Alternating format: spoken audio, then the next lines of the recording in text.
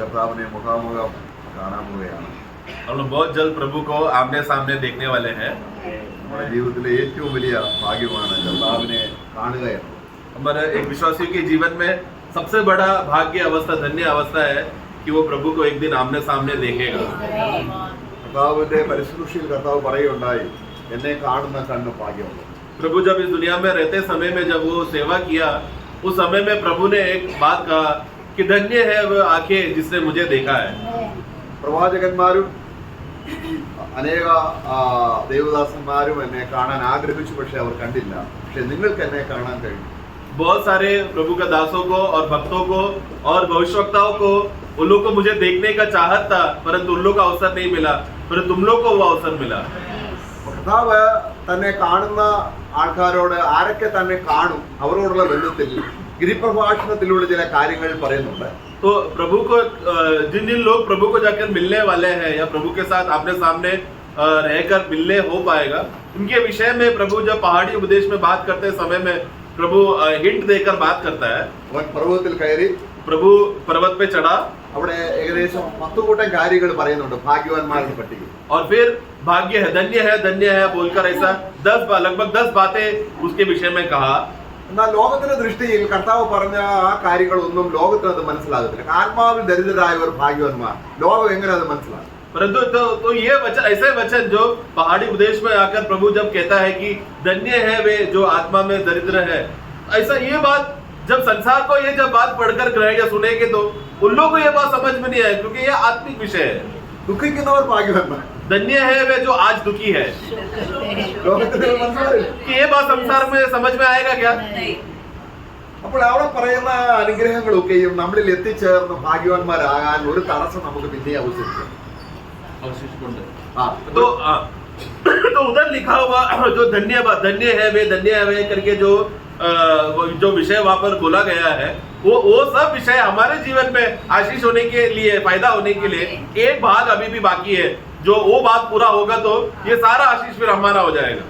നമ്മൾ ദൈവത്തിന്റെ പ്രശ്നം എന്ന് പറയുന്നത് നമ്മൾ ദൈവത്തിന്റെ മുമ്പിൽ നഗ്നരാകാൻ പാടില്ല.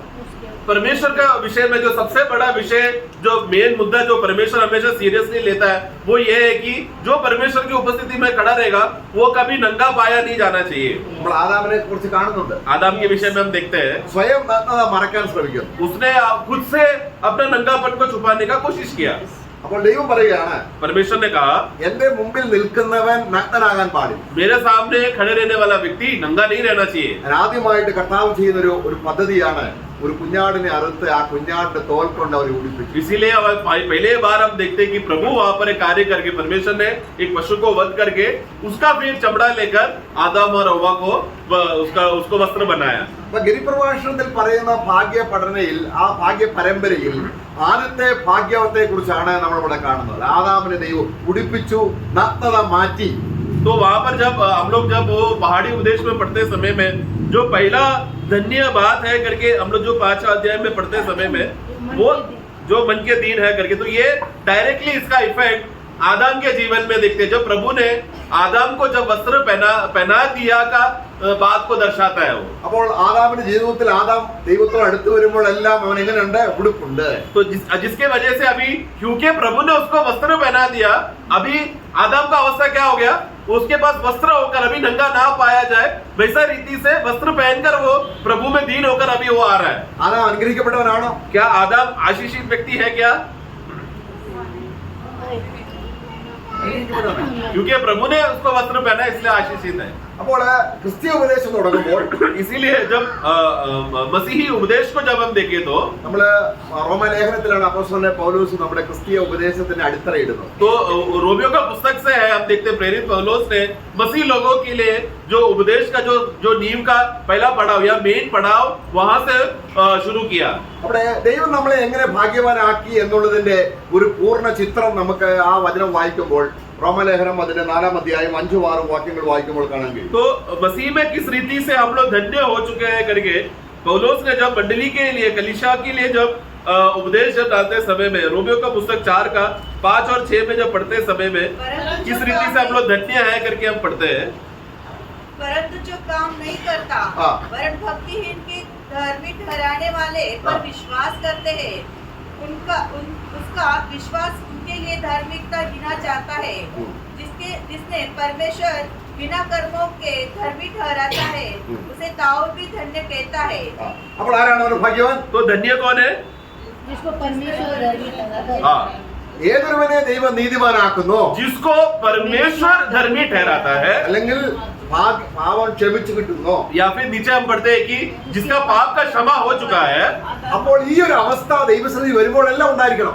ये अवस्था जो नम्र होने का ये अवस्था कि वो व्यक्ति को धन्य बनाए, भाग्य बनाए, ये अवस्था हर एक विश्वासी को होना चाहिए जब वो प्रभु का उपस्थिति में आता है। അപ്പോൾ നമ്മൾ അറിഞ്ഞോ അറിയാതെയോ इसलिए हम लोग जाने अनजाने ദൈവം നമ്മളെ ഉടുപ്പിച്ച് ഭാഗ്യവാന്മാരാക്കിയ അവസ്ഥ മറന്നുപോയിട്ട് നഗ്നനായിട്ട് വരുമ്പോൾ ഗിരിപ്രഭാഷണത്തിൽ പറയപ്പെടുന്ന അനുഗ്രഹത്തിലേക്ക് എത്തുന്നില്ല. तो इसके लिए बहुत बार विश्वासी हो जाने के बाद प्रभु ने किस रीति से हमें धन्य बना दिया और हम लोग भाग्यशाली हो गए करके ये बातें भूलकर, प्रभु ने कहा जो हमें वस्त्र पहनाया, ये बात भूलकर हम लोग क्या करते हैं, अपना स्वयं और अहंकार में आने के वजह से नंगे रीति से हम लोग प्रभु के उपस्थिति में आते हैं। ऐसा समय में आते समय में मत्ती का पुस्तक में जो 5वां अध्याय का जो धन्य अवस्था बताया है, तब हम वो आशीष का अनुभव में नहीं रह पाते। അപ്പോൾ നമ്മളിൽ ഒരു പാപം വന്നാൽ इसके लिए जब हमारे जीवन में एक पाप जब प्रकट होता है, ദൈവവ്യവസ്ഥ പ്രകാരം അത് ഡീൽ ചെയ്തില്ല എങ്കിൽ, परमेश्वर के नियम के अनुसार ये उसके ऊपर कार्रवाई नहीं किया तो നമ്മൾ ദൈവസന്നിധിയിൽ നിൽക്കുന്നത് എങ്ങനെയാണ്? फिर हम लोग परमेश्वर की नजर में कैसे खड़े रहेंगे? എങ്ങനെയാണ് പറയുള്ളത്? कैसा रहेगा? अगर परमेश्वर ने का उस विधि के अनुसार अगर हम लोग खड़े नहीं है तो हम लोग नंगे पाए जाएंगे। നമുക്ക് ലവോദിക്ക സഭ അറിയാം, ലാസ്റ്റ് സഭ. लेवोदिका मंडली के बारे में आप लोग जानते हैं ना? ദൈവം അവരെ ഉടുപ്പിച്ചതാണ്, സഭയാണ് തീർച്ചയായിട്ടും. वो तो मंडली है, मतलब परमेश्वर ने उनका नंगापन को ढक के रखा था, കണ്ണ് തുറന്നതാണ്, उन लोग का आंखों को खोल के रखा था, ദരിദ്രാവസ്ഥ മാറ്റിയതാണ്. उनका दरिद्र अवस्था हटा दिया था। പക്ഷേ കർത്താവ് എവിടെയാണ്? परंतु अभी प्रभु कहाँ पर है? मंडली के बाहर है। സഭയുടെ പുറത്താണ്. मंडली के बाहर। അപ്പൊ സഭയുടെ ഉള്ളില് तो अभी मंडली के अंदर കുറച്ച് പൊട്ടന്മാർ कुछ निर्बुद्धि लोग, എന്ന് പറഞ്ഞാൽ കണ്ണ് തുറന്ന് അവർ അടഞ്ഞുപോയി. मतलब वो ये लोग का दशा क्या है? प्रभु ने उनको चंगाई देकर उनका आंखें खोला था, लेकिन अभी वो लोग मंडली के अंदर अंधा होकर बैठे हैं। നഗ്നനാണ്. कुछ लोग वो लोग नंगे होकर बैठे हैं। നഗ്നനായ ഒരു വ്യക്തിക്ക് ദൈവത്തിൽ വരാൻ കാരണം ദൈവം അവരെ ഉടുപ്പിച്ചുവെങ്കിൽ ആ ക്രിസ്തുവേശുവിന്റെ യാഗം, അതാണ് നമ്മളെ പാപക്ഷമയുടെ മഹത്വം, നമ്മളെ ഉടുപ്പിച്ചുവെങ്കിൽ ഈ ഭാഗ്യവർണ്ണന നമ്മുടെ ഹൃദയത്തിൽ തിളങ്ങി നിൽക്കണം. तो अभी वो लोग का हालत नंगेपन में होने की वजह से, नंगा अवस्था में रहते समय में परमेश्वर की उपस्थिति में योग्य रीति से खड़ा नहीं रह सकते। इसलिए प्रभु यीशु मसीह ने अपने पाप के क्षमा के द्वारा हमें किस रीति से हमारा नंगापन को ढककर परमेश्वर की उपस्थिति में खड़ा कर पाया करके वो धन्य अवस्था का अवस्था है, हमें समझना चाहिए। നമുക്ക് 32 സങ്കീർത്തനത്തിൽ അത് കാണുന്നുണ്ട്, ഒരു ഭാഗ്യവർണ്ണന അവിടെ കാണുന്നുണ്ട്. ലംഘനം ക്ഷമിച്ചു പാവം മറിച്ച് കിട്ടിയ മനുഷ്യൻ.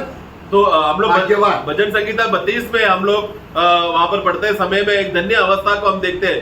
धन्य है वे जिसका पाप को पढ़ना मोक्ष किया गया है और धन्य है वह जिसका अपराध क्षमा किया गया हाँ और जिसका पाप ढापा गया है। എന്നാൽ പിന്നീട് നമ്മൾ അങ്ങോട്ട് നോക്കുമ്പോൾ फिर हम लोग आगे बढ़ते समय में വളരെ ഭക്തനായ ദാവീദ് ये दाऊद बहुत भक्ति से किया, ആ ഒരു ഭാഗ്യാവസ്ഥയിൽ തുടരുന്നതായിട്ട് കാണുന്നില്ല. वो आगे चलकर जो धन्य अवस्था, भाग्य अवस्था जो उसको मिला, वही भाग्य दशा में अभी वो आगे नहीं रह पाया। ദൈവത്തോട് സംസാരിക്കണമെങ്കിൽ अगर प्रभु से बातें करते रहना है तो ദൈവം ഒരുക്കി നിർത്തിയ നിലയിലായിരിക്കണം. प्रभु ने जैसा तैयार करके हमें खड़ा करके स्थिर करके रखा था, उसी दशा में हमें बना रहना चाहिए। ദൈവത്തോട് സംസാരിക്കാൻ അടുത്ത് വരുന്ന വ്യക്തിക്ക് എന്തുണ്ടായിരിക്കണം? നീതി എന്ന അങ്കി ധരിച്ചിരിക്കണം. प्रभु की उपस्थिति में खड़े रहकर परमेश्वर के साथ, प्रभु के साथ संगति और बात करते रहना है तो उसका अवस्था क्या होना चाहिए? धार्मिकता का वस्त्र वो पहना रहना चाहिए। ഇപ്പൊ ദാവീദിന്റെ അവസ്ഥ എന്താ? अभी दाऊद का अवस्था क्या है? ഞാൻ മിണ്ടാതിരിക്കുകയാണ് मैं यहाँ पर चुप बैठा हूँ करके कहता है। എന്ന് പറഞ്ഞ അർത്ഥം എന്താണ്? मतलब क्या? 39 സങ്കീർത്തനം നമ്മൾ വായിക്കുന്നുണ്ട്. എഴുതണ്ട 39 भजन संगीता में जब पढ़ते हैं, लेना नहीं है। ഞാൻ കുറച്ച് സമയം മിണ്ടാതിരുന്ന് ധ്യാനിച്ചുകൊണ്ടിരുന്നു. ആ കാര്യമല്ല ഇവിടെ പറയുന്നത്. मैं थोड़े समय में मैं चुप रहा, मैं मौन रहा करके 39 का 2 में पढ़ते हैं। परंतु ये मौन रहा, ये चुप रहा, वो बात नहीं है 32 में अध्याय में जो हम पढ़ते हैं। ദൈവത്തോട് ഹൃദയത്തിൽ സംസാരിക്കുന്നില്ല. मतलब वो अभी प्रभु की उपस्थिति में 32 का 3 में प्रभु की उपस्थिति में हृदय से अभी वो बात नहीं कर रहा, പിന്നെ കാരണം ദൈവസന്നിധിയിലല്ല. क्योंकि वो प्रभु का उपस्थिति में ही नहीं है। അപ്പോൾ തനിക്കുണ്ടായ അവസ്ഥ എന്താണ്? तब उसका अवस्था क्या हो गया? ഏ? नंगा। ആ, ഇതാ മനസ്സിലായി.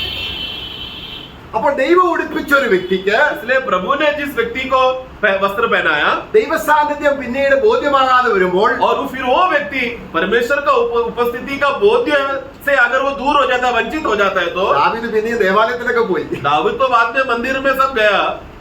എങ്ങനെ പോയി? कैसा गया? വെറും കപടഭക്തിയോടെ. एकदम कपटी होकर गया. മറ്റൊരു നോക്കുമ്പോൾ താൻ രാജാവാണ്. दूसरे लोग जब देखते समय में अरे राजा आया है, അവിടെ യാഗങ്ങളുണ്ട്, वहां पर बलिया है, അവിടെ വരണം, लोग आ रहे हैं, പോണം, आते और जाते हैं. സംഗീതക്കാരുണ്ട്, സംഗീതക്കാർ. अब गीतकार लोग गीत के उपकरण से बजाने वाले लोग हैं.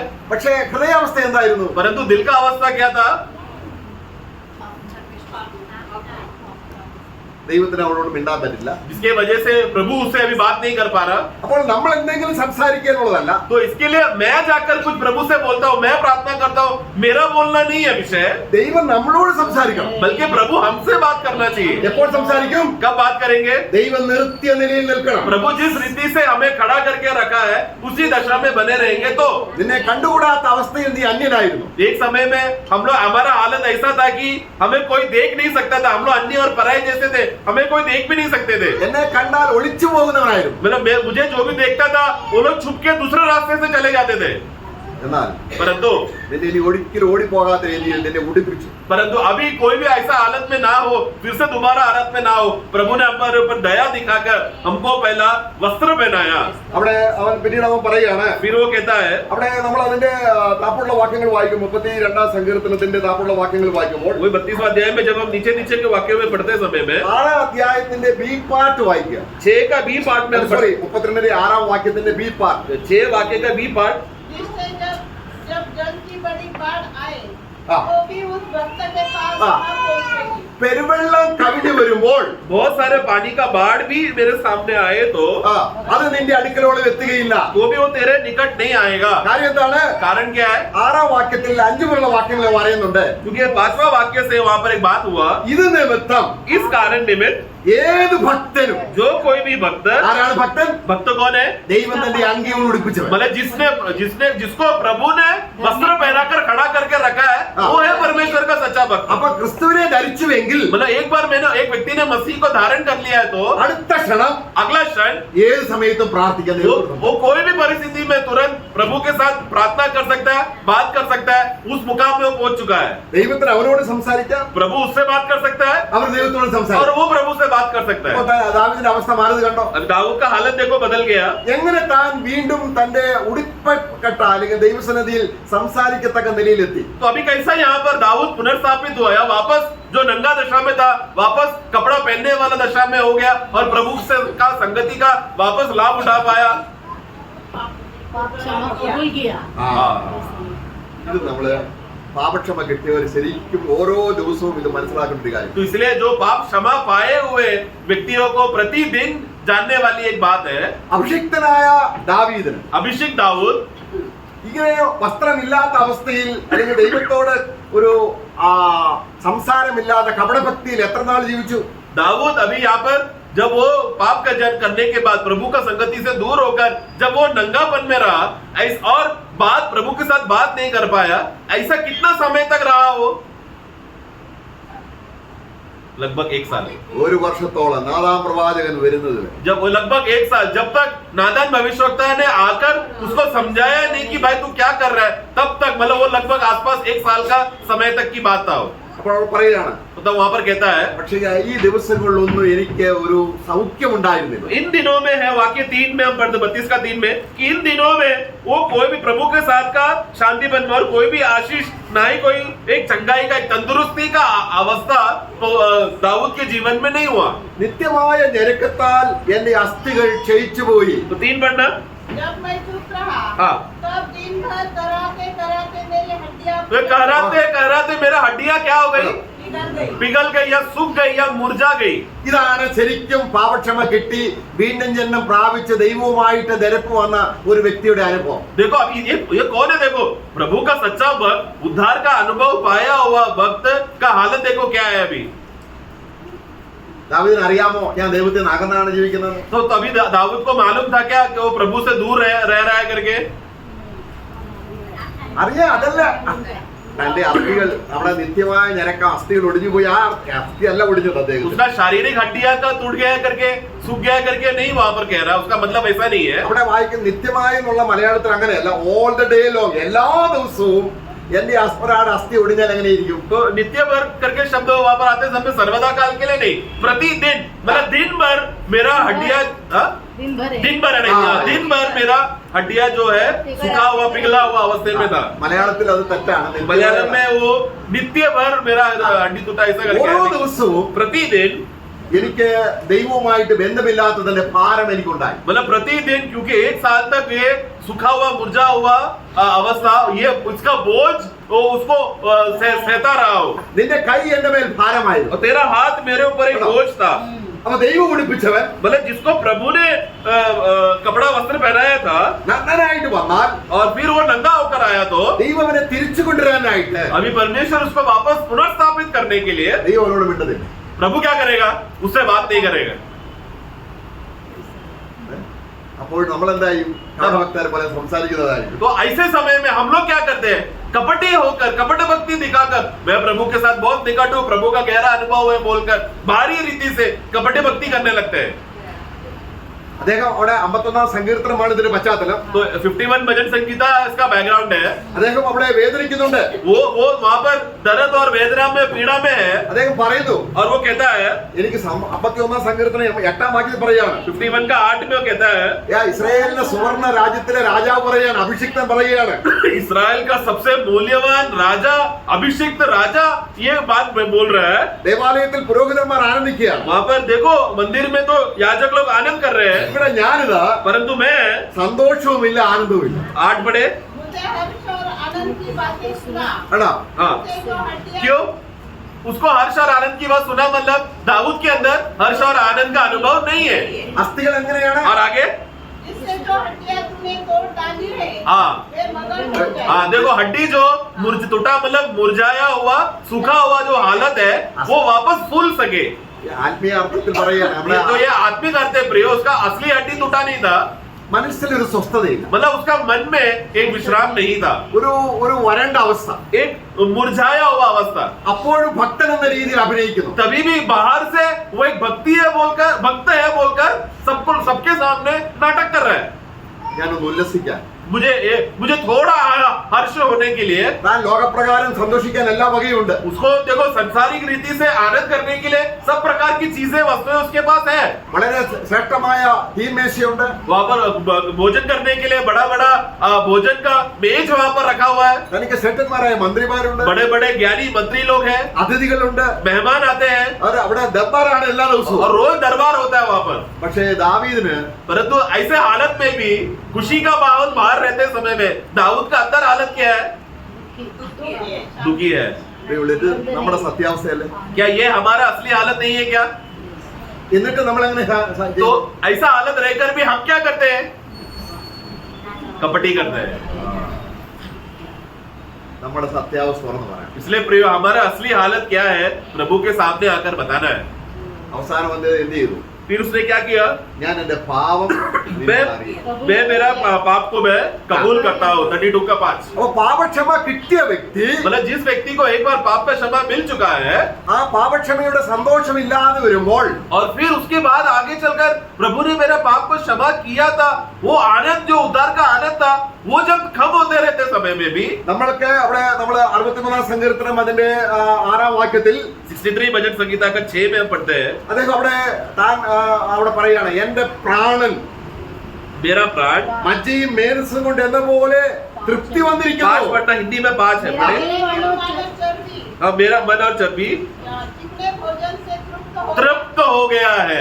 ഈ പ്രാണനും മേധസ്സും എന്ന് പറയുന്നത് യഹൂദന്മാരുടെ ഒരു ഭാഷാ രീതിയാണ്. तो ये यहूदियों का एक भाषा है कि उसका मेरा मांस, मेरा हड्डी और मज्जा का विषय में जो बोलते समय में അവിടെ മേധസ്സും മജ്ജ എന്നൊക്കെ പറഞ്ഞ് എല്ലിന്റെ അകത്ത് ഒരു മജ്ജ ഉണ്ടായിരിക്കും. तो हम जानते हैं ना, हड्डी के अंदर वो मज्जा रहता है, जो अंदर का वो रस, हड्डी के अंदर का वो जो रस അതാണ് ആ എല്ലിന് ശക്തി പകരുന്നത്. तो हड्डी बल होने का कारण क्या है? ये हड्डी में आनंद रहने का, खुशी रहने का कारण क्या है? उसके अंदर का वो मज्जा के वजह से।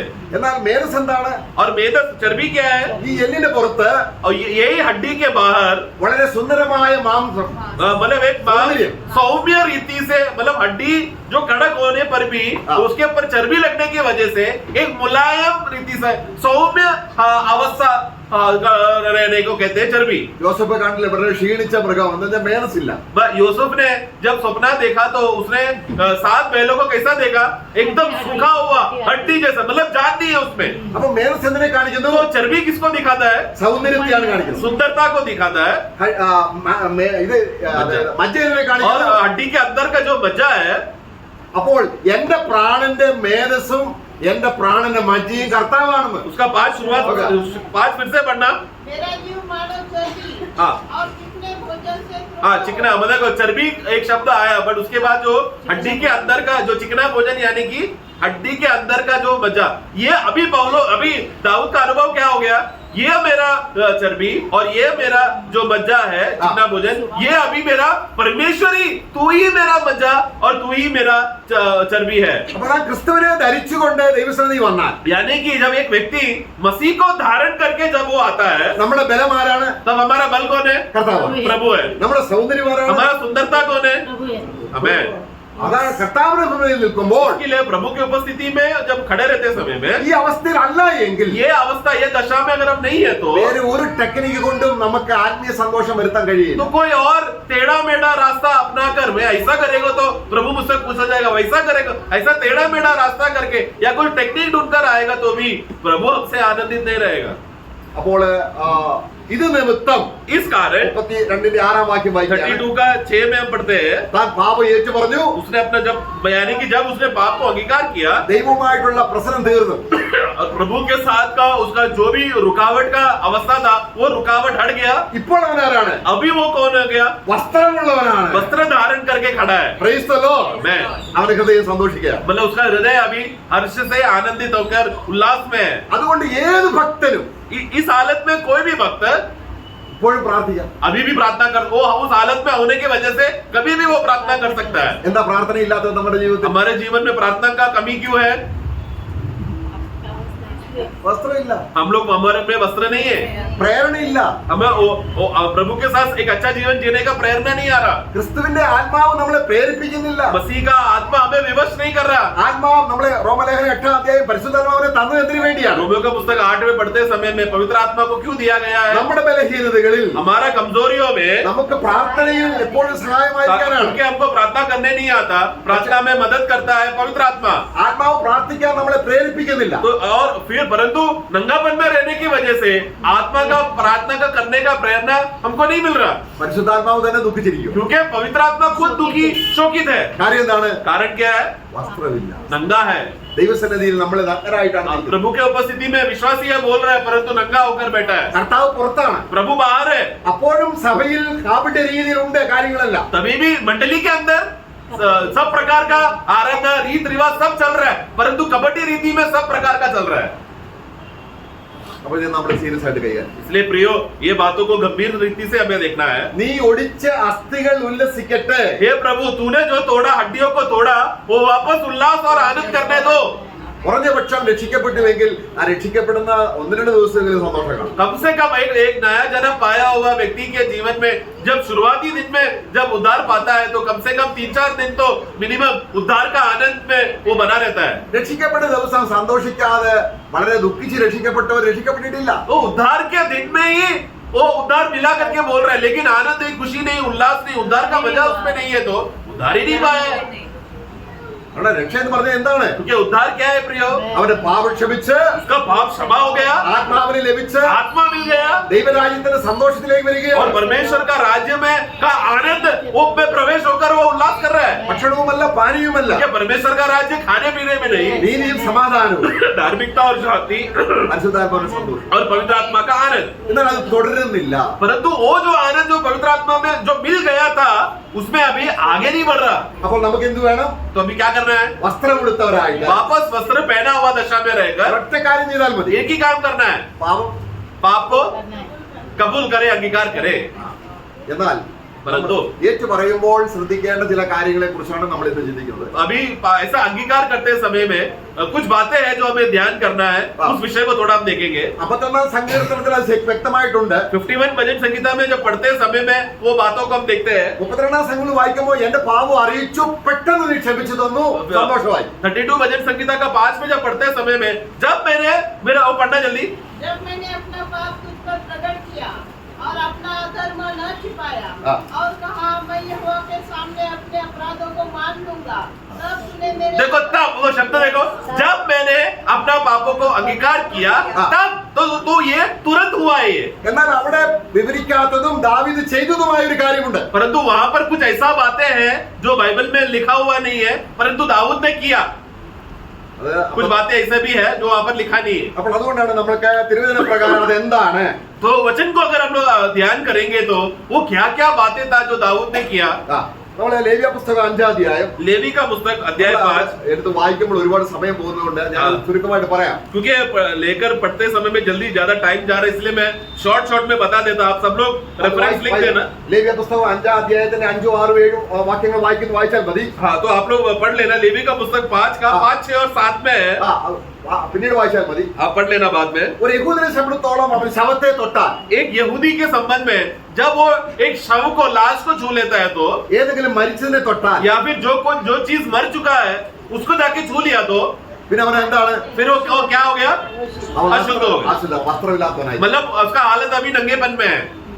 ഒരുപക്ഷെ അവൻ മറന്നു പോയിരിക്കാം, शायद वो भूल गया होगा, വസ്ത്രം പോയത് അവൻ അറിയുന്നില്ല. यानी कि उसके अंदर का जो प्रभु ने पहनाया हुआ वस्त्र वो उतर गया है, अभी तू नंगा है करके ये बोध उसको नहीं रहेगा। അപ്പോൾ അവന്റെ ഹൃദയത്തിൽ ഒരു വേദന, तब उसका हृदय में एक वेदना, एक दर्द आएगा സന്തോഷം നഷ്ടപ്പെട്ടു. और वो आनंद खो बैठेगा। അപ്പോൾ അവന് പാപം ചെയ്തു എന്ന് ബോധ്യം വരുന്നു. तब उसको मैंने कुछ तो गलती किया है करके ऐसा एहसास उसके अंदर आएगा।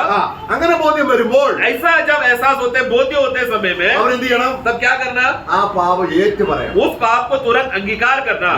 അവിടെ വളരെ ഏറ്റു പറയണമെന്ന് 6 വാക്യം 5-6 वाक्य जल्दी 5 पढ़े, खाली 5। और जब वह इन बातों में से किसी भी बात में दोषी हो, हाँ। तो जिस विषय में उसने पाप किया हो, हाँ। वह उसको मान ले। मान ले, या मानना या अंगीकार करे। ഓക്കെ.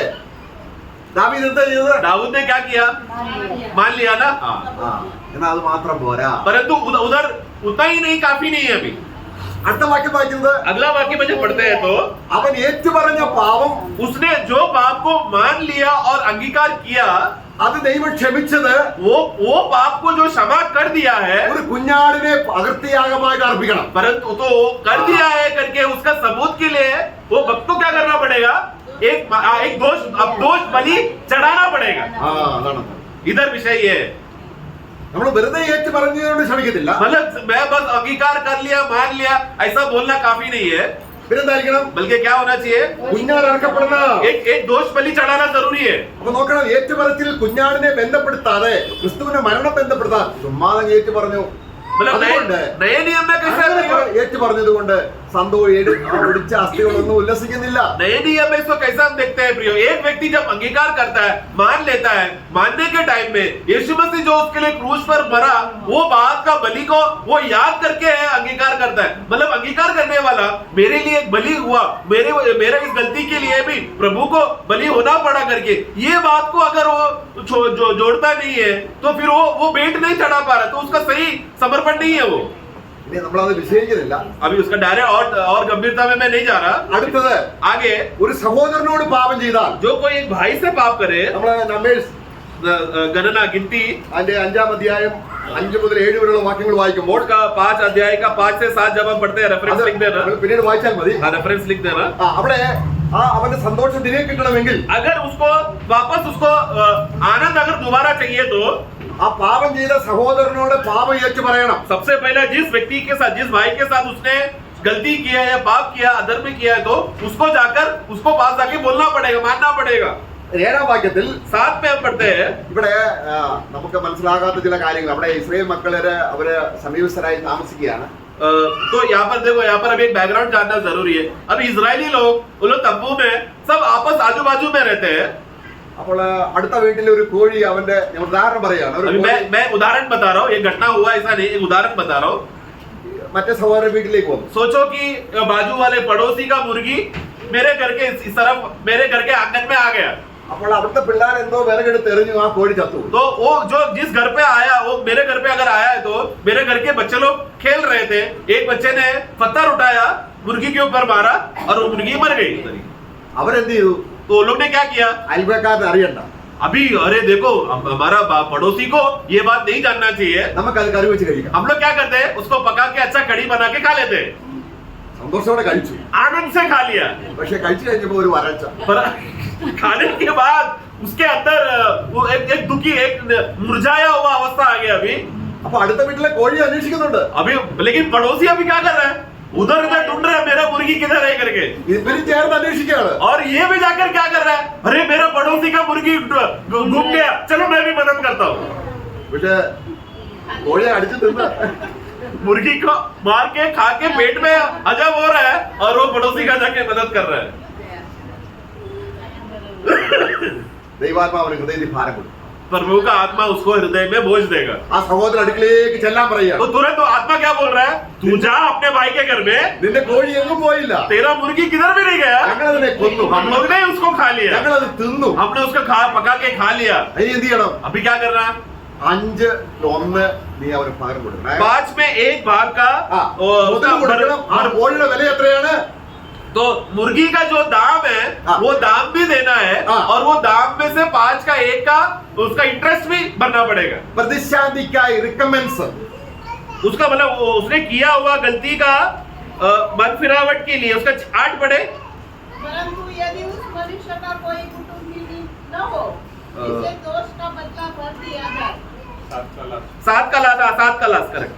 और पूरी क्षतिपूर्ति में 5वां अंश बढ़ाकर उसने दोष के बदले में उसी को दे. हाँ ओके. तो दो दोष के बदले मतलब उसने जो गलती किया है उसके लिए कर लेना. മറ്റൊരു നഷ്ടം വരുത്തിയില്ലേ? क्योंकि दूसरे का पड़ोसी का नुकसान कराया ना. എന്താണ് ഇതിന്റെ അർത്ഥം? इसका अर्थ क्या है प्रियो? അത് കഴിഞ്ഞിട്ട് वो हो जाने के बाद ഒരു ആട്ടിൻകുട്ടി 8 വാക്യം उसका 8 में जब पढ़ते हैं परंतु यदि उस मनुष्य का कोई कुटुंबी न हो हाँ, जिसे दोष का बदला भर दिया जाए तो उस दोष का जो बदला यहोवा को भर दिया जाए वह याजक का हो और वह उस प्रायश्चित वाले मेढ़े से अधिक हो जिससे उसके लिए प्रायश्चित किया जाए. ഒരു ആട്ടിൻകുട്ടിയെ യാഗം അർപ്പിക്കണം. एक बकरे को लाकर वहां पर बलि करना है. എന്തിന്? क्यों?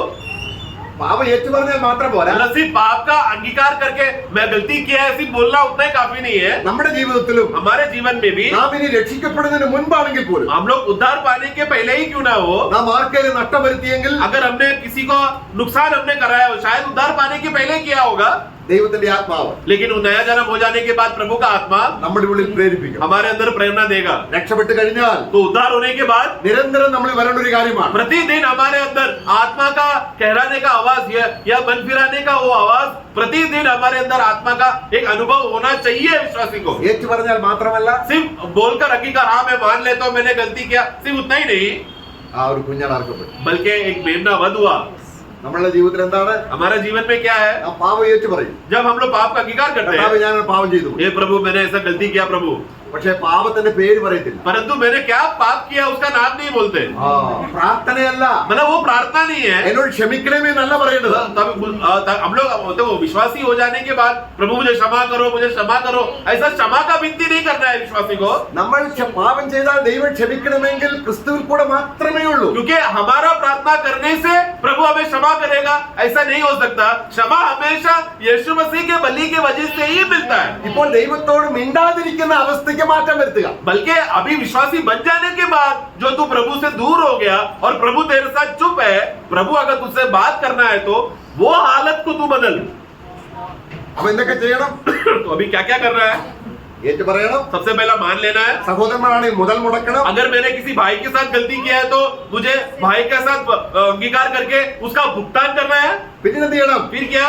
യാഗപീഠവുമായി ബന്ധപ്പെടണം. तुरंत वेदी के साथ, उसके बाद वेदी के साथ मुझे बलि चढ़ाना है, यानी कि समर्पण करना है. അപ്പോൾ ആണ് നമ്മൾ ദാവീദ് ഇത് ചെയ്തു. तो ये बात दाऊद ने किया. നമ്മൾ 51 സങ്കീർത്തനം വായിക്കുമ്പോൾ അതിനകത്തുണ്ട്. 51 भजन संहिता पढ़ते समय में हम लोग उसमें अब पढ़ते हैं, अभी समय नहीं है लेने के लिए.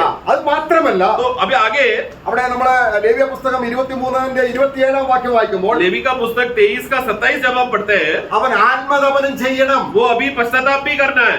എന്ന് പറഞ്ഞാൽ എന്താണ്? उसका मतलब क्या है? ഏറ്റുപറയുക എന്ന് പറഞ്ഞാൽ ചുമ്മാതെ ഏറ്റുപറയല്ല. उसका 27 पढ़ना जल्दी.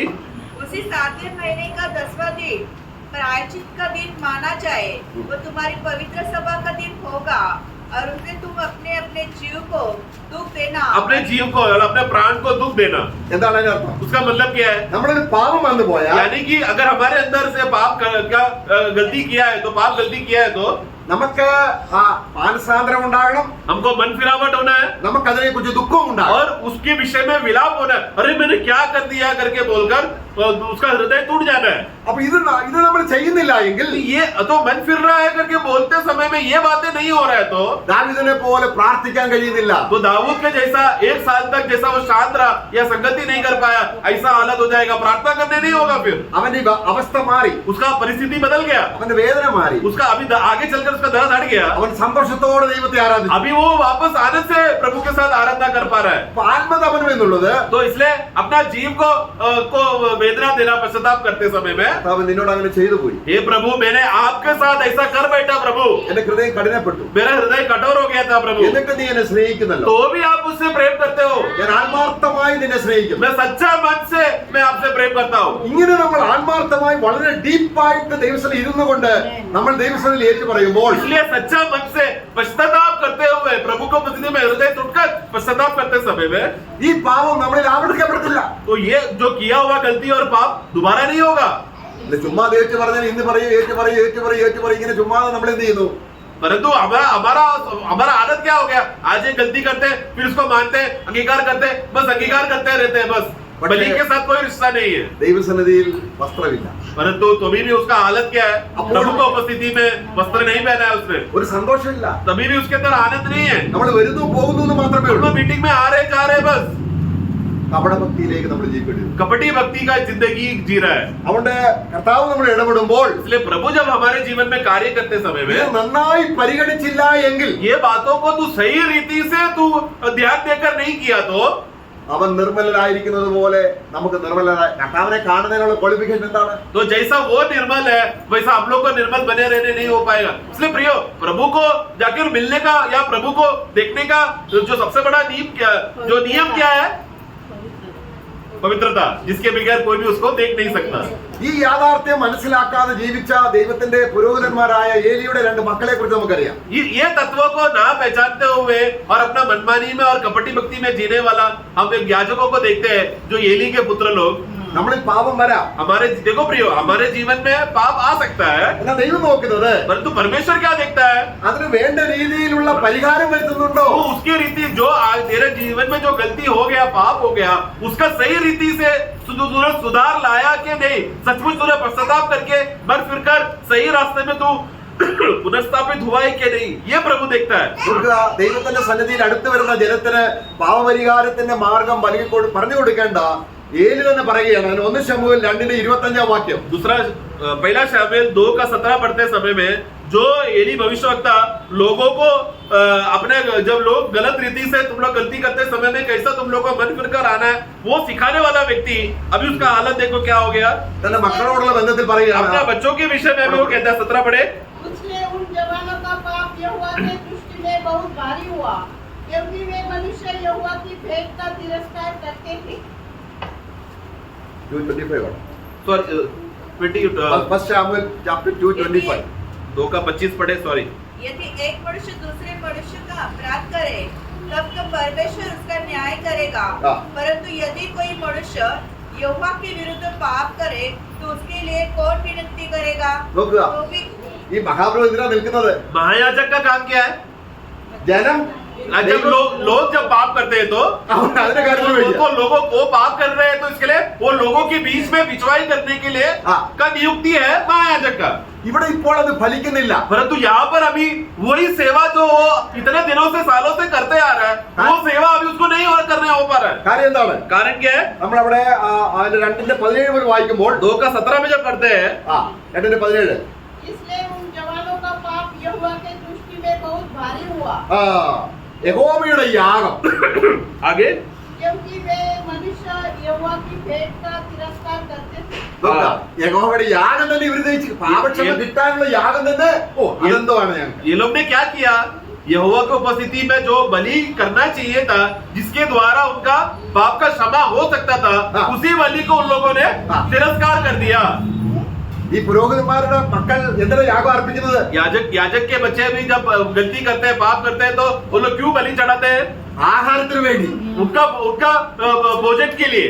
ഏതെങ്കിലും ആര് യാഗം അർപ്പിക്കാൻ വന്നാൽ जो कोई भी इजरायली जब बलि लेकर जब आएगा, ഇവര് മുപ്പല്ലി കൊണ്ട് വന്നിട്ട് എന്ത് ചെയ്യും?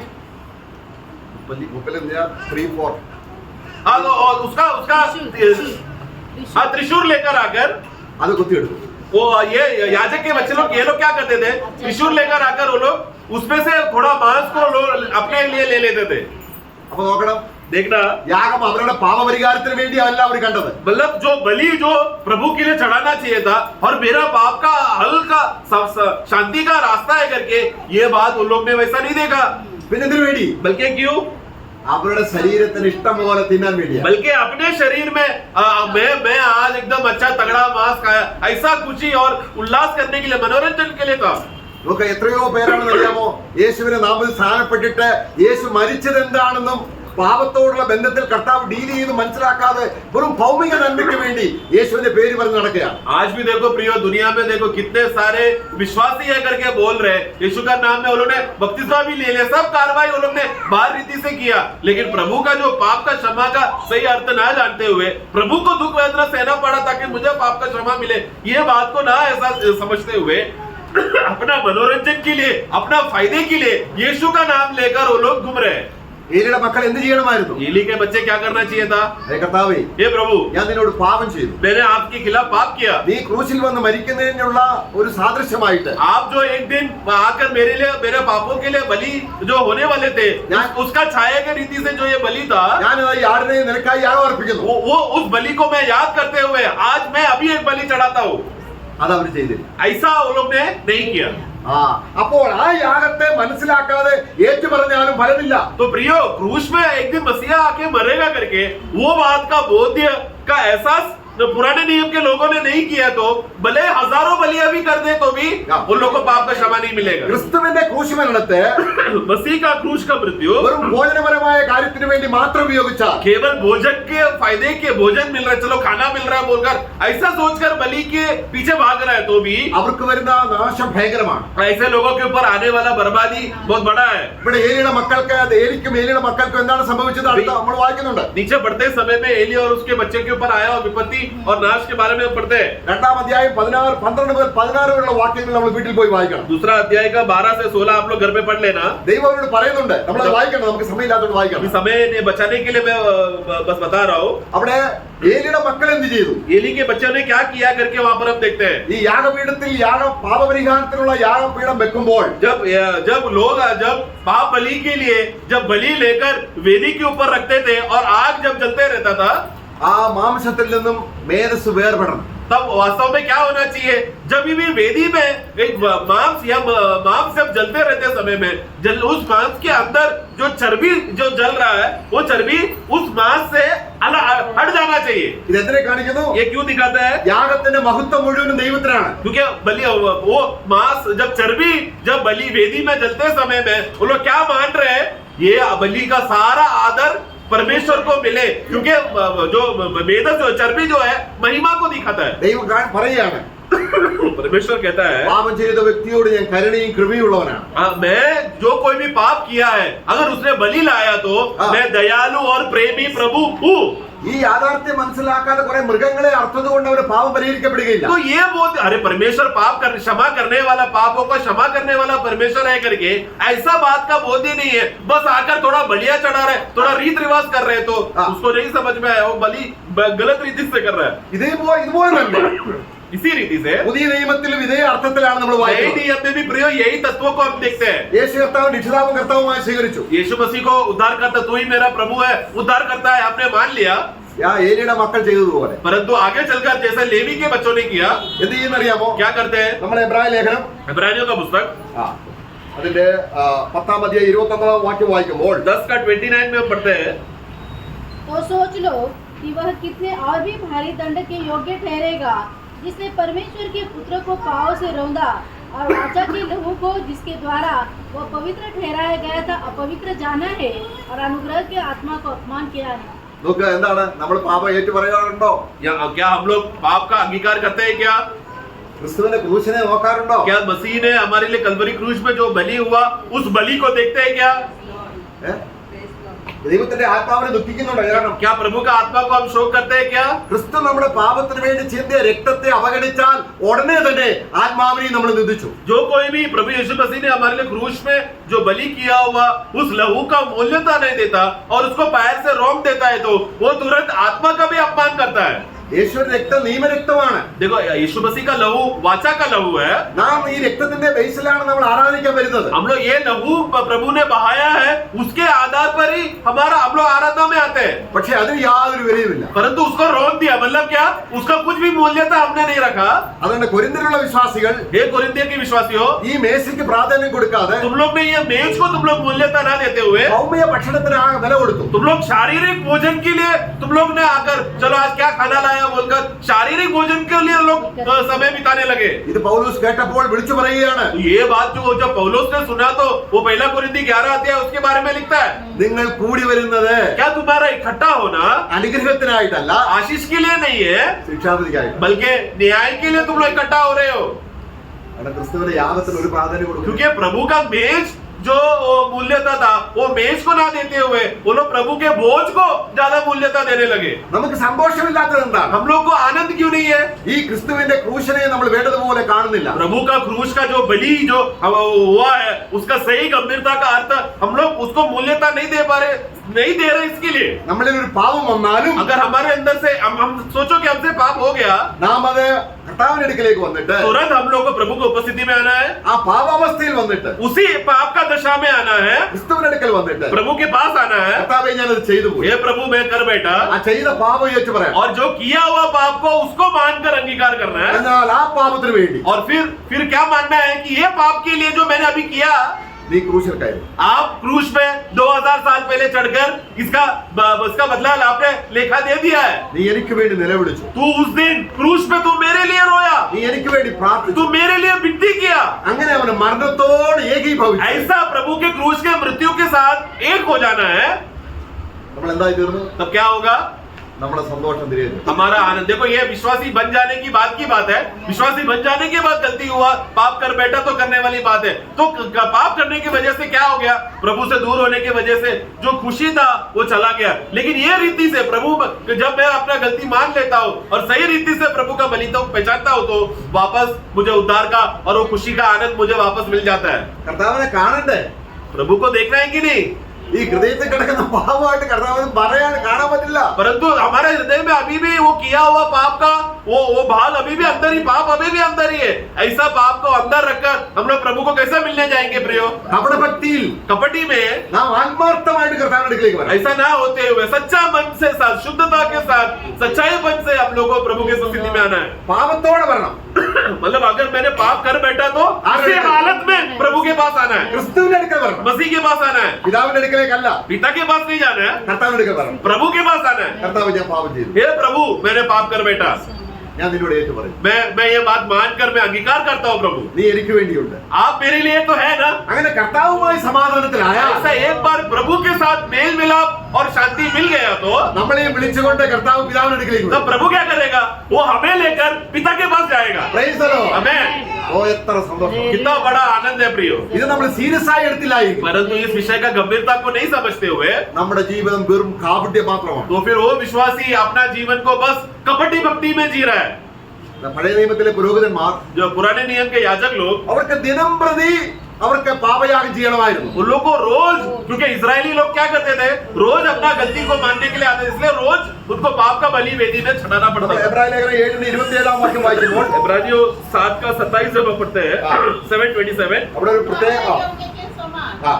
उसे आवश्यक नहीं कि प्रतिदिन पहले अपने पापों को हाँ। और फिर लोगों के पापों के लिए बलिदान चढ़ाए. ഓക്കെ. അപ്പൊ പഴയ നിയമത്തിൽ എന്തുണ്ട്? तो देखो पुराने नियम में कैसा है, मतलब प्रतिदिन എന്നാൽ യേശുക്രിസ്തുവിന്റെ യാഗത്തിൽ देखो पुराने नियम में हालत क्या था, याजकों को या पुराने नियम की बलियों में शब्द सामर्थ्य के वजह से वो लोग को प्रतिदिन करना पड़ता था. लेकिन यीशु मसीह का बलि का शक्ति क्या है, एक ही ദിനം പ്രതിയുള്ള ആ യാഗം ക്രിസ്തുവിന്റെ ഏകയാഗത്തിൽ അടങ്ങിയിരിക്കുന്നുണ്ട്. प्रतिदिन करने का जो बलि है उसको करने की जरूरत नहीं है. यीशु मसीह का एक बलि में प्रतिदिन का बलि का शक्ति है. ആ അപ്പോൾ നമ്മൾ കർത്താവായ യേശുവിനെ രക്ഷിതാവായി സ്വീകരിച്ചപ്പോൾ ക്രൂശിൽ മരിച്ചത് മാത്രം പോരാ. इसके लिए प्रिय प्रभु यीशु मसीह जब हमारे लिए क्रूस पर मरते समय में मैं भी उसके साथ मर गया, सिर्फ उतना ही काफी नहीं है, ഇപ്പോൾ ഒരു പാപം എന്നാണ് परंतु आज अभी भी हम जब पाप करते समय में ഏറ്റു പറയണം. हमको प्रतिदिन उसको मानना है ആ പാപത്തിന് ക്രിസ്തു ക്രൂശിൽ വരുത്തിയ പരിഹാരത്തുമായി ഹൃദയം ബന്ധപ്പെടണം. और प्रतिदिन किया हुआ गलती का पाप का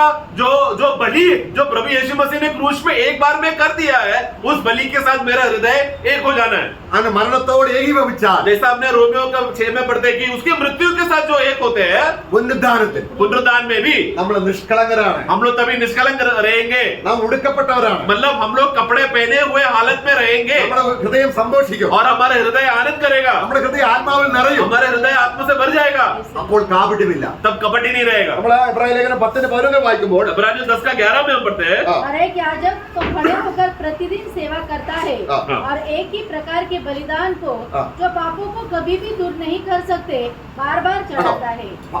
ആ യാഗം പ്രതിദിനം അർപ്പിച്ചിട്ടും പാപങ്ങൾക്ക് പൂർണ്ണ പരിഹാരം വരുത്തി. देखो पुराने नियम में याजक लोग प्रतिदिन आकर बलियां करते थे, तो भी वो लोग पाप को पूर्ण रीति से हटा नहीं पाता था. നമ്മുടെ 10-ാം അധ്യായത്തിന്റെ 14-ാം വാക്യത്തിൽ 10:14 में हम पढ़ते हैं, फिर उसके एक ही चढ़ावे के द्वारा उन्हें जो पवित्र किए जाते हैं हाँ। सर्वदा के लिए सिद्ध कर दिया हाँ। है. आमेन. അപ്പോൾ അതിന്റെ അർത്ഥം എന്താണ്? इसका मतलब क्या है प्रियो? നമ്മുടെ ജീവിതത്തിൽ വരുന്ന സകല പാപങ്ങൾ हमारे विश्वासी बन जाने के बाद भी हमारे जीवन में आया हुआ सारे पापों का विषय യേശുക്രിസ്തുവിന്റെ ഏകയാഗം यीशु मसीह का एक बलि जो उन्होंने ऑलरेडी क्रूस में चढ़ा दिया था, അത് നമ്മൾ उसमें हमें क्या करना है, ഓരോ പാപത്തിലും അത് കണക്ട് ചെയ്യണം. प्रतिदिन का किया हुआ पाप को उस दिन का बलि के साथ हमें जोड़ना है.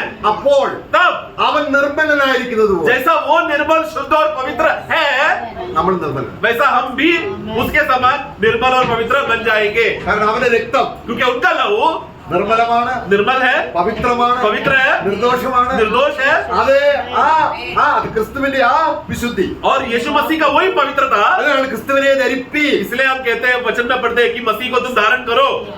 ക്രിസ്തുവിനെ ധരിച്ചാൽ ആ വ്യക്തി എന്ത് സന്തോഷമായിരിക്കും. जरा सोचो, जिसने भी मसीह को धारण किया है, वो व्यक्ति कितना बड़ा आनंद में है. നമ്മള് ഒരു പുതിയ വസ്ത്രം ധരിക്കും എന്ത് സന്തോഷം അല്ലേ.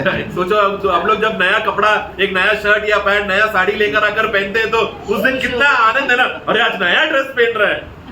നീതീകരിക്കുന്നതിനെ കുറിച്ച് മണവാളൻ പുതിയ വസ്ത്രം ധരിക്കുന്നത് പോലെയും മണവാട്ടി ആഭരണം ധരിക്കുന്നത് പോലെയും ഞാൻ നീതീകരിച്ചവർ സന്തോഷിക്കുമെന്നാണ്.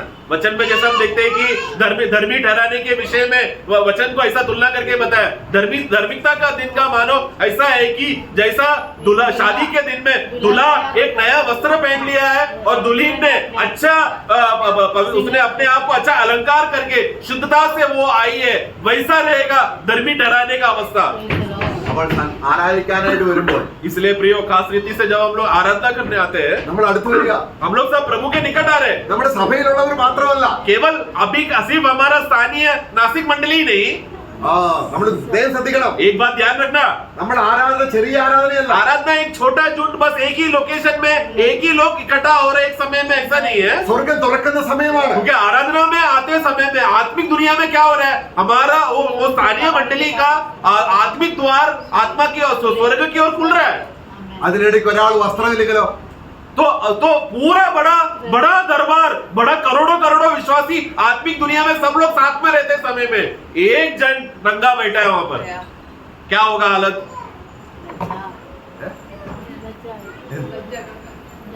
നമ്മളിൽ ആ ഒരുവൻ നമ്മളാണെങ്കിലോ? प्रियो, और वो जो एक जन नंगा बैठा है वो मैं हूं करके अगर आत्मा ने बोध्य दिलाया तो? നമ്മുടെ എബ്രായ ലേഖനം 12 അധ്യായം इब्रानियों का पुस्तक 12 अध्याय നമ്മൾ 22 വാക്യം മുതൽ വായിക്കുമ്പോൾ 22 से जब हम पढ़ते हैं നമ്മുടെ കൂടിവരവിനെ കുറിച്ച് പറയുകയാണ്. वहां पर उसका 25 जल्दी पढ़े। सावधान रहो हाँ। और उस करने वाले से मुंह न फेरो। नहीं, इब्रानियों 10 का 12:22 सॉरी 12-22 सॉरी। पर तुम सियोन के पहाड़ के पास हाँ। और जीवित परमेश्वर के नगर हाँ। स्वर्गीय यरूशलेम के पास हाँ। और लाखों स्वर्गदूतों और उन पैलोटों की साधारण सभा और कलीसिया जिनके नाम स्वर्ग में लिखे हुए हैं सबके न्यायी परमेश्वर के पास सिद्ध किए हुए धर्मियों की आत्मा हो नई वाचा के मध्यस्थ यीशु और छिड़काव के उस लहू के पास आए हो। देखो कितने लोगों के पास हम हैं। कहां पर है हम लोग? ചെറിയ കാര്യമാണോ? छोटे लोग हैं क्या उधर? ഈ ബോധ്യം എങ്ങനെ ഉണ്ടാവും? ये बोध अरे में कितने अनगिनत स्वर्गदूत है, बहुत सारे विश्वासी है, पिता पुत्र पवित्र आत्मा है, सबके बीच में मैं भी हूँ करके वो एहसास कैसा रहेगा प्रियो? ഹൃദയത്തിൽ പാപമുണ്ടെങ്കിൽ, परंतु वो उसके अगर मेरे दिल में उस समय में विश्वासी के हृदय में पाप का बोध है तो നമ്മൾ ഈ പാർട്ടി മീറ്റിങ്ങിന് പോകുന്ന പോലെ പോയിട്ട് വരും. तो फिर हम लोग क्या दुनिया में जब संसार में लोग मित्र बुलाते बर्थडे पार्टी के लिए चलो मनोरंजन के लिए चलो, जैसा लोग संसार में मनोरंजन के लिए जा रहे हैं वैसे ही दिल रहेगा जब वो सभालय में आते तो। ഇവിടെ നമ്മൾ വരുന്നത് परंतु यहाँ पर हम क्यों आ रहे हैं प्रियो? നാം അനുഗ്രഹിക്കുന്ന അനുഗ്രഹപാത്രം, हम लोग जो धन्यवाद करने वाला उस आशीष का कटोरा നാം അനുഗ്രഹിക്കുന്ന നമ്മൾ മുറിക്കുന്ന ആ അപ്പം, और वो धन्यवाद के साथ हम लोग वो टूटा हुआ रोटी का भाग का जो आशीष का अनुभव लेने के लिए आए हैं। സ്വർഗത്തിൽ പിതാവിന് വലത്തുഭാഗത്തിരിക്കുന്ന ക്രിസ്തുവിന്റെ രക്തത്തിന്റെയും അവൻ അനുഭവിച്ച കഷ്ടാനുഭവങ്ങളുടെ കൂട്ടായ്മയാണെന്ന് ഇവിടെ സാക്ഷിക്കുമ്പോൾ യാജ്യമായിട്ടാണെങ്കിൽ तो ये जिसका तुलना जिसका छाया वो क्या हम देखते हैं कि जो हम लोग यहाँ पर रोटी तोड़ रहे हैं और जो दाखरस का भाग ले रहे हैं वो छाया जिसका असलियत कौन है? यीशु मसीह क्रूस पर मरते समय में उनका शरीर को टूटना पड़ा और उनका लहू बहाना पड़ा। वो यीशु पिता परमेश्वर के दाहिने ओर बैठा है। वो सच्चाई को याद करते हुए हम लोग मेज में यहाँ पर भाग लेते समय में यहाँ पर कपटी है तो അവിടെ നമുക്ക് മുൻപേ സ്വർഗത്തിലെത്തി സിദ്ധന്മാരായവർ, പെർഫെക്റ്റ് ആയി തീർന്നവരുണ്ട്. देखो अभी हमने इब्रानियों 12 में हमने पढ़ा कि मैंने उन आत्माओं को देखा जो सिद्ध किए हुए लोग, मतलब हमसे भी पहले बहुत सारे विश्वासी लोग सिद्ध होकर वहां पर है। അവരെങ്ങനെയായി? वो लोग कैसे सिद्ध हो गए? അവരെങ്ങനെയായി? वो लोग कैसे हो गए? അവരുടെ പാപങ്ങൾ ഏറ്റുപറഞ്ഞു. उन लोगों ने अपना पाप प्रतिदिन का पापों को उन लोगों ने माना। നമ്മൾ അവരെ വെളിപ്പാട് പുസ്തകം 7 അധ്യായം 14 വാക്യത്തിൽ വായിക്കുന്നുണ്ട്. प्रकाशित वाक्य 7 का 14 में है, समय बचाने के लिए बस रेफरेंस लिख लेना। ഘട്ടങ്ങളിലൂടെ പോയ കുറെ വിശുദ്ധന്മാരെ बहुत കാണുന്നു. सारे लोग ये कौन है जो इतने बड़े कष्ट और विपत्ति से आ रहे हैं करके देखकर बोलकर, അപ്പോൾ മൂപ്പന്മാരിൽ ഒരുത്തൻ യോഹന്നാനോട് ചോദിക്കുകയാണ്, तो अब वो प्राचीन में से एक जन यूहन्ना को पूछ रहा है ഇവരാരാണ്? 13 में कि ये लोग कौन है വെള്ള വസ്ത്രം ധരിച്ചിരിക്കുകയാണ്, जिसने श्वेत वस्त्र पहनकर आया है, ഒരു പാപത്തിന്റെ കണിക പോലുമില്ല. यानी कि क्या पाप का कोई भी दाग उनका वस्त्र में नहीं दिख रहा। പക്ഷെ അവർ പറയാണ്, परंतु वो कहता है, മൂപ്പ പറയാണ്, वो प्राचीन कहता है ഇവരാരെന്ന് അറിയാമോ? ये लोग कौन है मालूम है? മഹാകഷ്ടത്തിൽ വന്നവർ. ये लोग 14 में ये लोग वो लोग हैं जो महाक्लेश से गए അപ്പോൾ और മഹാകഷ്ടത്തിൽ एक मिनट महाक्लेश में तो गए ये लोग, മഹാകഷ്ടത്തിലൂടെ വന്നത് കൊണ്ട് പാപം പരിഹരിക്കപ്പെടുന്നതാണ്. उधर एक ऐसा लिखा है क्या महाक्लेश से गया इसके लिए लोगों का सारा अशुद्ध वस्त्र धोकर शुद्ध हो गया, ऐसा है क्या? तो कष्ट कभी भी वस्त्रों को शुद्ध नहीं करता। उधर क्या लिखा है? लहू ने, लहू के द्वारा ഇവർ സിദ്ധന്മാരായോ? ये लोग सिद्ध हो गए क्या? പക്ഷേ हो गए, जिनका भी वस्त्र लहू से धोया तो लोग सिद्ध है प्रियो। ഒരു ചെറിയ പാപം പോലും परंतु प्रियो एक छोटा सा पाप भी അവരിൽ വന്നത് उनके अंदर आया, അവർ എടുത്തു കളയാതിരുന്നിട്ടില്ല. वो लोग ने उसको छुपा के रखा नहीं, वो लोग ने प्रकट किया बाहर। നാം ഇത് മറന്നുപോയാൽ ये बात अगर हम भूल गए तो പിന്നെ എന്ത് പ്രത്യാശ നമുക്കുണ്ട്? फिर क्या आशा में बैठे हैं आप लोग? क्या है आशा फिर? ഹൃദയം ശുദ്ധമാവുന്നു. जितना हृदय शुद्ध होते जाता है, निष्कलंक होते जाता है, നമുക്ക് അവനെ കാണാനുള്ള വെമ്പൽ ഹോളി സ്പിരിറ്റ് തരികയാണ്. उतना उतावला पवित्र आत्मा हमको देगा। देख तेरा प्रभु आ रहा है, जितना हृदय शुद्ध रहेगा उतना आनंद और वो उसके अंदर तड़प रहेगा, मुझे मेरा प्रभु को मिलना है। എന്താണ് कारण क्या है? ഒരുങ്ങി? वो तैयार है, ആത്മാവ് അവന്റെ ഉള്ളിൽ ഗ്രോണി. आत्मा उसके अंदर कहरा रहा है। ആത്മാവ് നിലവിളിക്കുക. आत्मा पुकार रहा है, കാരണം ആത്മാവ് സാക്ഷിയാണ്. आत्मा गवाह है उसके अंदर। അവർ കുഞ്ഞാന്റെ രക്താമത്വം वो लोग ने मेमना के लहू के निमित्त സാത്താനെ ജയിച്ചു. वो लोग ने अपना प्राण को भी ना फिक्र करते हुए शैतान पर विजय पाया। സ്വന്തം പ്രാണനെ സ്നേഹിച്ചില്ല अपना प्राण को लोग ने प्रिय नहीं जाना। എന്ന് പറഞ്ഞ അർത്ഥം എന്താണ്? मतलब क्या? പാപം ചെയ്ത് രസിച്ചില്ല. मतलब पाप करते रहते समय में अरे आज मुझे बहुत मजा आ रहा है पाप करने, ऐसा फीलिंग कभी नहीं आया। जब भी पाप का विषय आया तो तुरंत वो लोग ने मन फिरकर अपना वस्त्रों को धो लिया। അപ്പൊ നമ്മുടെ ഡെയിലി ദിനം പ്രതി इसलिए प्रतिदिन का पाप, നമ്മൾ കർത്താവിനോട് हमारा प्रतिदिन का चाल चलन में हम लोग को प्रभु के पास आना है।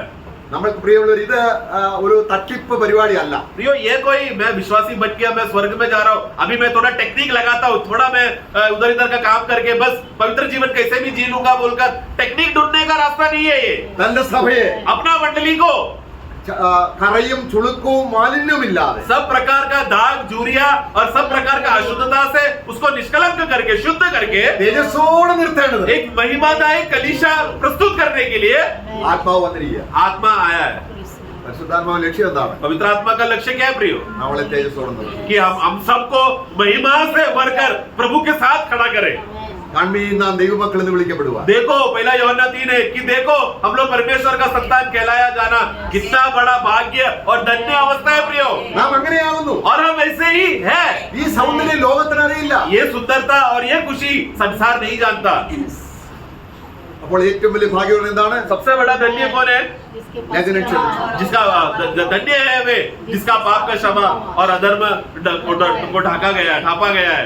ഇത് നമ്മൾ അനുദിനം ये हमको प्रतिदिन നമ്മുടെ സംസാരത്തില്, हमारा बात करने में, നമ്മുടെ നോട്ടത്തില് हमारा नजरों में ഒക്കെ നമ്മൾ പാപം വരാം. सब ये सब बातों में पाप आ सकता है प्रियो। ഉടനെ നമ്മളെ കഴുകുവാൻ तुरंत हम धुल जाने के लिए കർത്താവ് എന്താ പറഞ്ഞത്? प्रभु ने क्या कहा? हाँ? അന്ത്യത്താഴത്തിൽ प्रभु जब अंतिम भोज चेलों के साथ किया तब प्रभु ने क्या कहा? അവരുടെ കാല് കഴുകാനായിട്ട് വരും. प्रभु यूहन्ना 13 में चेलों का पैर धोने के लिए आया।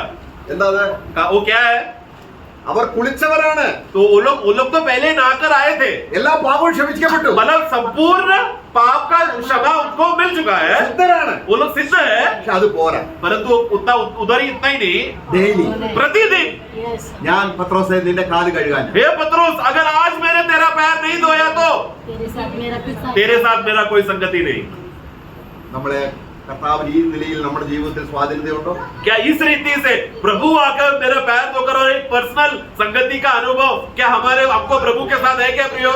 അല്ലെങ്കിൽ അവൻ എല്ലാം ഒടിക്കും. नहीं तो वो क्या करेगा? अगर पैर धोने के लिए प्रभु को अनुमति देकर समर्पण नहीं किया तो प्रभु हमारा हड्डी तोड़ने आएगा।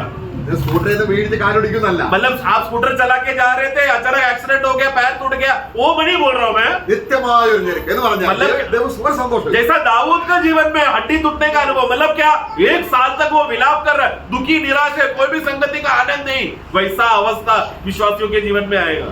നിന്റെ കൈ എന്റെ മേൽ ഭാരമായി. हे प्रभु तेरा हाथ मेरे ऊपर एक बोझ था, നമ്മൾ വാതിലടച്ചു. इसलिए प्रियो दरवाजा बंद कर നമ്മൾ കർത്താവ് അടുക്കലേക്ക് हम लोग प्रभु के पास आए। കർത്താവേ, हे प्रभु എന്റെ മനസ്സ് ഞാൻ തുറക്കുന്നു. मैं मेरा मन को आपके सामने में खोलता हूँ, എന്റെ ഉള്ളം ഞാൻ തുറക്കുന്നു. मैं मेरा पूरा अंदरूनी भाग आपके सामने खोलता हूँ। നിന്റെ വായ വിസ്താരത്തിൽ തുറക്കാം. हे दास अपना मुंह को खोल, എന്നോടെല്ലാം തുറന്നു പറ. हे दास अपना मुंह को पूरा खोल के विस्तार से खोलकर जो भी तेरे मन की बातें मुझे बता। ആമോസിന്റെ പുസ്തകം മൂന്നാം അധ്യായത്തിന് 2-ാം വാക്യം കൂടെ വായിച്ച് അവസാനിപ്പിക്കാം. एक वाक्य पढ़ना चाहता, आमोस का पुस्तक 3:2। രണ്ടിലെ ചില തർജ്ജിമയിൽ 3-ാം വാക്യമാണ്. कुछ भाषांतर में 3रा वाक्य है, शायद पढ़ना 2 पढ़े। पृथ्वी के सारे फूलों में से ആ न केवल तुम्हीं पर मन लगाया है, इस कारण मैं तुम्हारे सारे अधर्म के कामों का दंड दूंगा। നോക്കുക, അവിടെ ഹിന്ദിയിൽ നല്ല പരിഭാഷയാണ്. वो करेक्ट परिभाषा आया हिंदी में। മലയാളത്തിൽ ഞാൻ നിങ്ങളെ സന്ദർശിക്കും, വിസിറ്റ് ചെയ്യുന്നതാണ്. मलयालम में लिखा है कि मैं तुमको मिलने आऊंगा करके लिखा है। അങ്ങനല്ല, ऐसा नहीं है, ഞാൻ നിങ്ങളെ സകല രാഷ്ട്രത്തിൽ നിന്നും ദേശത്തിൽ നിന്നും തിരഞ്ഞെടുത്തത് കൊണ്ട് क्योंकि मैंने तुमको सारा भूमि के जातियों में से कुटुंब में से मैंने तुमको चुना है, നിങ്ങളുടെ പാപങ്ങളെ इसके लिए मैं तुम्हारा पापों को ഞാൻ ശിക്ഷിക്കാതെ വിടുകയും. बिना दंड दिए मैं हाँ। छोड़ूंगा नहीं। അപ്പൊ നമ്മളൊരു പാപം വരുമ്പോൾ यानी कि हमारे जीवन में पाप आया तो ആ പാപത്തിന് ദൈവം നമ്മളെ ശിക്ഷിച്ചാൽ अगर उसका पाप का दंड अगर प्रभु ने दे दिया നരകമാണ്. तो वो दंड क्या है? वो व्यक्ति नरक में जाएगा। അപ്പൊ നമ്മളെ ഓരോ പാപത്തിനും ആരെ ശിക്ഷിച്ചു? इसके लिए मेरा एक एक पाप का सजा का जो दंड किसने ले लिया? यीशु मसीह ने। प्रभु यीशु मसीह ने लिया। യഹോവ അകൃത്യം കണക്കിടാത്തവൻ എന്ന് പറഞ്ഞാൽ ഒരാൾ കണക്കിട്ടു. मतलब वो भजन संगीता 32 का तो धन्य है वे जिसका अधर्म का लेखा परमेश्वर नहीं लेता। तो हमारे ऊपर लेखा नहीं लिया इसलिए हम लोग धन्य हैं, परंतु हमारे ऊपर लेखा नहीं लिया, एक के ऊपर लिया, वो था यीशु मसीह। ഇതിന് പറഞ്ഞു തീരാത്ത നന്ദിയുള്ള ഒരു ഹൃദയം. प्रियो ये धन्य हालत में लाना कि प्रभु मेरा लेखा नहीं ले रहा करके, ये बात के लिए बिना रुके निरंतर सनातन और सर्वदा के लिए धन्यवाद देगा तो भी कम पड़ेगा। प्रभु हम सबको सहायता करे।